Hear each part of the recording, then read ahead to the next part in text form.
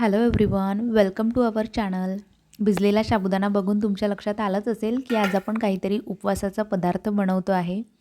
तर आपण आज तेलात न तळता साबुदाण्याचे वडे कसे बनवायचे ते बघूया. त्यासाठी मी इथे 2 आलू उकडून घेतलेले आहे आणि अशा प्रकारे त्याची साल काढून घेतली. मनूला आज जरा जास्तच भूक लागली होती.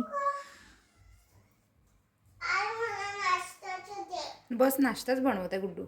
4 ते 5 तास आधी भिजलेला हा साबुदाणा आहे. त्यानंतर आलू अशा प्रकारे मॅश केले आणि ते साबुदाण्यात टाकले. इथे मी 3 आलू जरी घेतले असते तरी चाललं असतं. त्यानंतर शेंगदाणे भाजून अशा प्रकारे मिक्सरमधून बारीक करून घेतले आणि ते सुद्धा त्यात ॲड केले.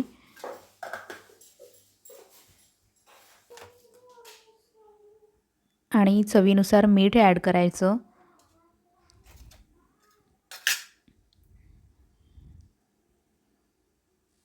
लिंबू तर पाहिजेच, त्याने खूप छान टेस्ट येते वड्याला. त्यामुळे आपल्याला पाहिजे तेवढा अर्धा लिंबू टाकायचा.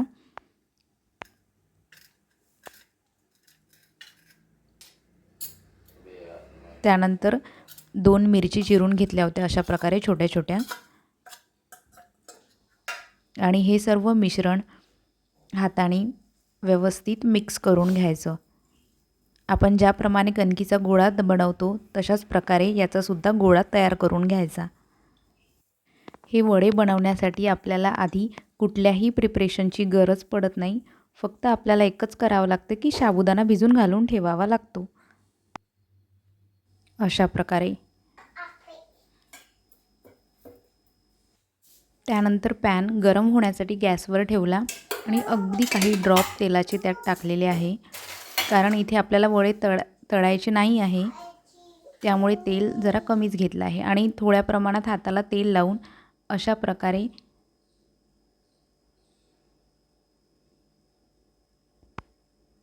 आपल्याला पाहिजे त्या आकाराचे आपण वडे तयार करून घेऊ शकतो.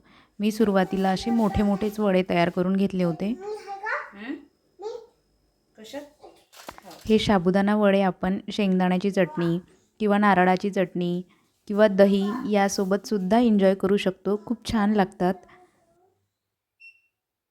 आता वडे बनवून तर झाले आहे. चला त्याला फ्राय करून घेऊया, छान असं भाजून घेऊया.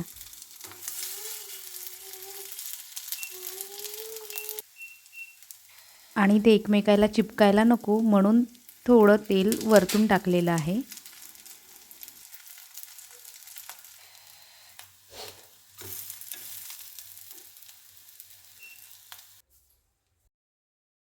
त्यानंतर मी काही असे छोट्या आकाराचे सुद्धा वडे बनवून घेतले होते.